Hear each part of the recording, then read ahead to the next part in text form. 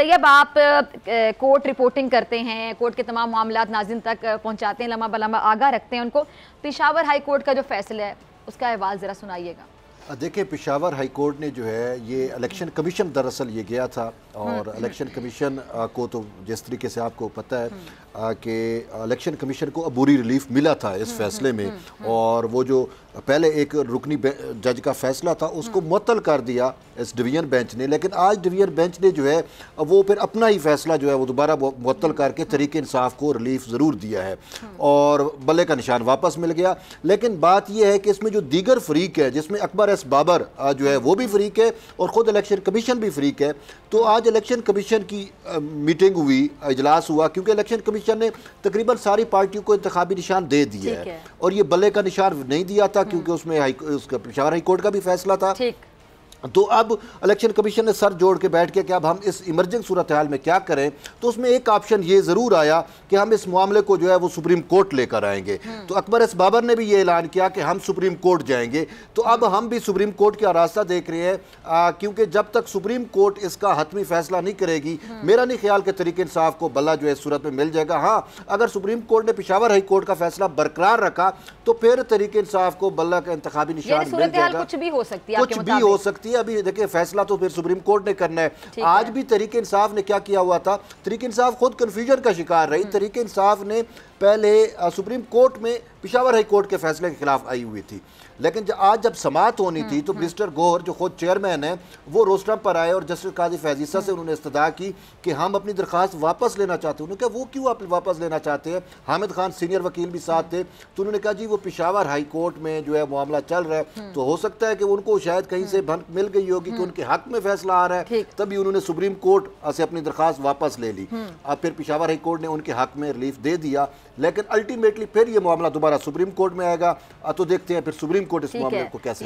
तैयब, आज एक जज साहब ने, जस्टिस मुज़ाहिर नकवी साहब ने इस्तीफ़ा भी दे दिया है। जी, ये बड़ी एक अचंभे वाली भी बात है और हैरत भी बहुत ज़्यादा लोगों को हुई, और ख़ासकर उनके जो करीबी दोस्त थे खुद विद इन सुप्रीम कोर्ट भी और बाहर के भी जो सोशल मीडिया इन्फ्लुएंसर्स हैं, उनको तो उन्होंने तन्हा छोड़ दिया। वो समझ रहे थे शायद वो फाइट बैक करेंगे, लेकिन वो फाइट बैक नहीं कर सके, क्योंकि डॉक्टर साहबा आपको याद हो कि हमने चीफ जस्टिस काजी फैज़ ईसा को भी देखा था, उनके ऊपर भी इल्ज़ामात लगाए गए थे, लेकिन उन्होंने फाइट बैक किया और सुरखरू हुए।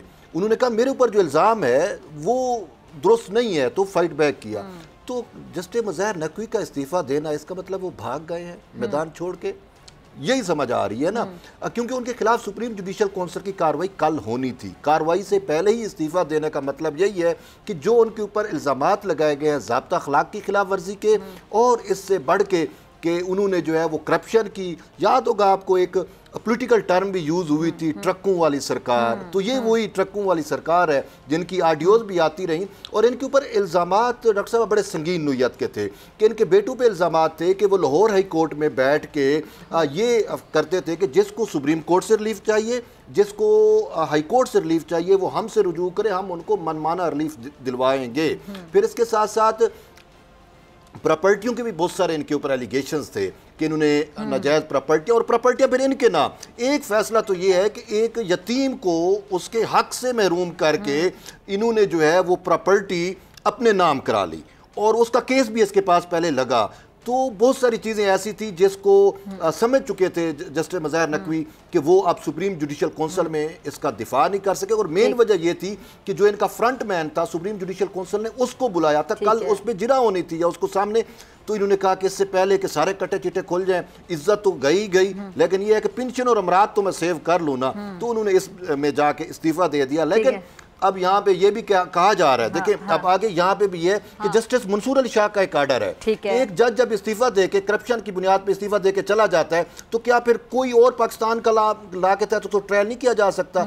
जस्टिस जो है मंसूर अली शाह ने कहा कि वो नैब उसके खिलाफ रेफरेंस दायर कर सकता है। फिर खुद जो शिकायत कुनिंदा है मियाँ दाऊद, उन्होंने भी कहा कि मैं इसका इस्तीफा जो है वो चैलेंज करूंगा सुप्रीम कोर्ट में, ताकि ये मरात भी ना ले सके। अगर आपको ये वीडियो पसंद आई तो सब्सक्राइब करें और बेल आइकन पर क्लिक करें।